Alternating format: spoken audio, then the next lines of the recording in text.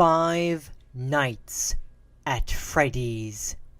Fazbear Frights. Number 4. Step Closer. Stitchwraith Story. Jake looked down at himself and tried to get used to the fact that himself wasn't anything like the himself he'd been used to being before. Last he could remember, he'd been a little boy. He hadn't been a boy in a while. He didn't know how long. So it wasn't totally weird that he wasn't in a little boy's body anymore. But it was still pretty weird that he was in a thing that wasn't alive.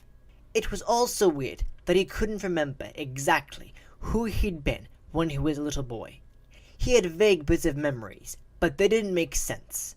Like, he could remember thinking it would be fun to come back to life as a puppy or a kitten. But why would he think that? Now here he was inside a metal thing. He didn't know enough about anything to understand what it was. But he did know he wasn't alone. He was sharing this strange space. It was like waking up in another family's house. "Hello?" Jake said. "Who's talking?" a child's voice asked. The child sounded a little like a boy Jake used to know in school. A boy who was always talking back to the teacher and getting himself in trouble.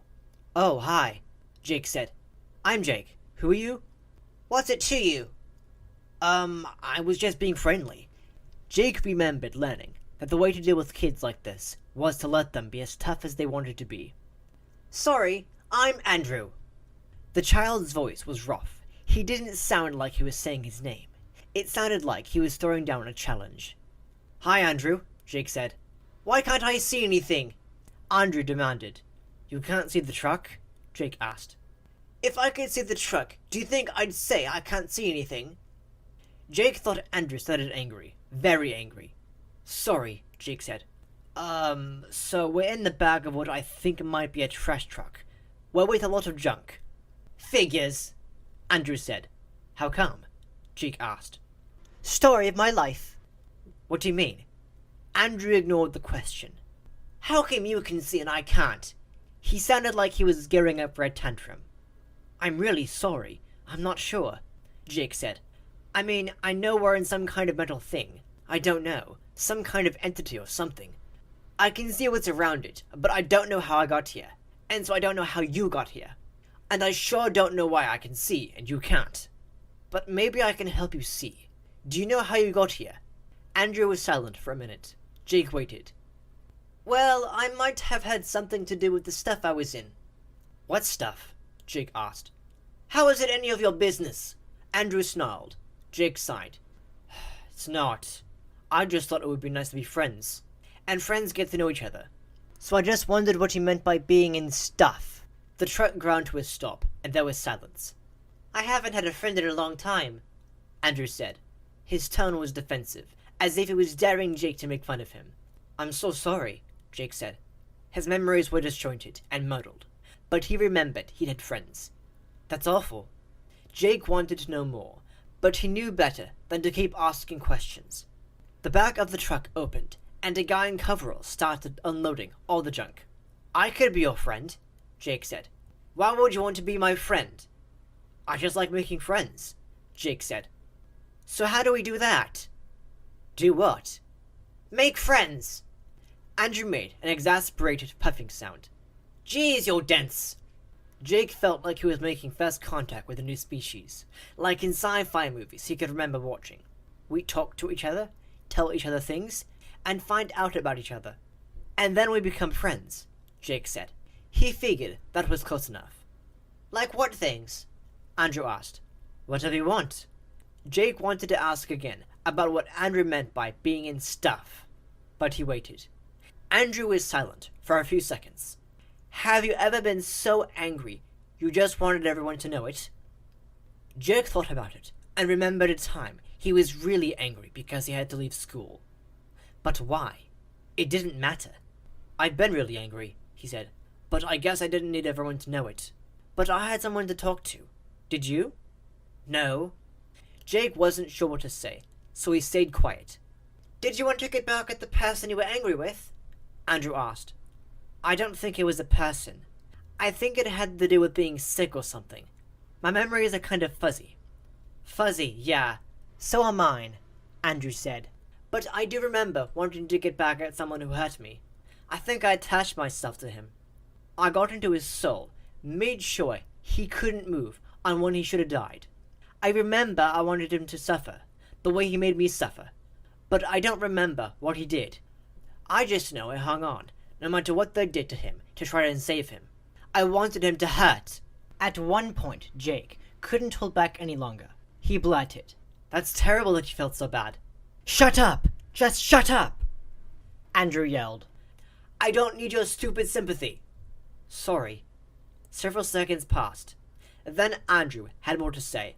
"I remembered they tried to kill him, but I wasn't going to let him go until I was ready. It's weird. I remember being so angry and determined, but I don't know why." It hurt Jake to be so close to this much hate, but he wouldn't have left it if he could have. Andrew needed him. "You still there?" Andrew asked Jake. "Yes, I'm listening. You told me to shut up." Andrew laughed. "Yeah, I did, didn't I?" Jake was quiet. Then he said, "So where's the person now? The one you're angry with?" "I'm not sure. I know I was in him when we got to this big place with lots of cool stuff. All I can remember after that is wanting to be everywhere. I can remember being all over the place in all kinds of things. And I remember this animatronic dog, Fetch. He broke down in a thunderstorm.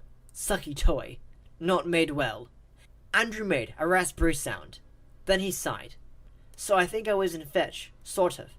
I think it's how I got here. I don't know why I think that. I just do." Jake stayed silent. He was still watching the man unload the truck. "You can talk now," Andrew said. "I don't know what to say," Jake said. "I feel bad that you went through something that was really bad." The man reached for Jake and Andrew's container. Jake had been wondering what to do about the man. He thought moving what they were in would startle the man, but now he didn't really have a choice.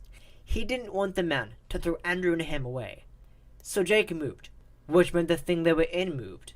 Jake saw the man stare in alarm. Wanting to comfort the man, Jake reached out to touch his face. The man screamed and grabbed his head.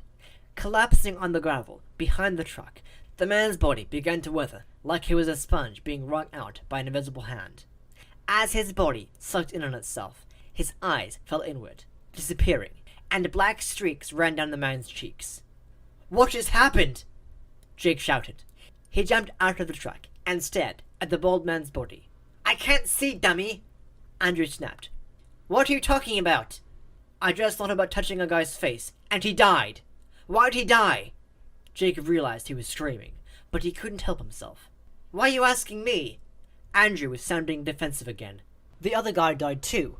I just remembered," Jake said. "It's probably me," Andrew said. "Could it be Fetch the dog?" Jake asked. "Nah, it's me, I bet." "You want to kill people?" "No!" "Then why?" "I just want to scare people, okay? Like, give them a zap." "The zap is killing them." "Well, that wasn't what I wanted." "Okay." Jake thought a second. "So if what you're doing isn't doing what you want, maybe it's doing something someone else wants. Maybe something else is here with us."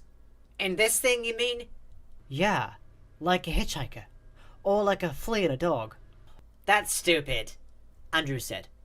"You were a hitchhiker on the man who killed you. Why can't someone else hitchhike with us?"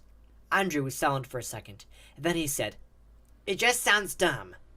"The thing is," Jake said, "that if you did do it somehow, whatever is causing you to do it could be in everything you got into."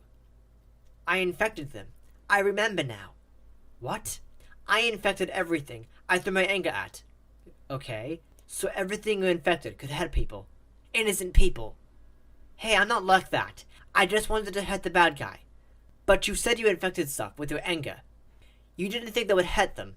"Shut up." "Fine, I'll shut up. But we're going to go find all the stuff you infected." "How are you going to do that?" "You won't help me?" "Why should I?" Jake thought for a second, and then tried something. He wasn't sure he could do it, but yes, he could. He could feel Andrew's thoughts. He'd be able to find the stuff Andrew infected, even without Andrew's help. And that is the end of the Stitchwraith story. Thank you for listening to this read-through of Five Nights at Freddy's Fazbear Frights number 3, Step Closer, Stitchwraith story.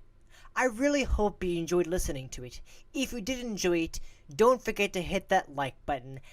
And if you're new to this channel, subscribe and click that bell icon so you'll be notified whenever I upload a new video and to know when the next Stitchwraith story will be going up.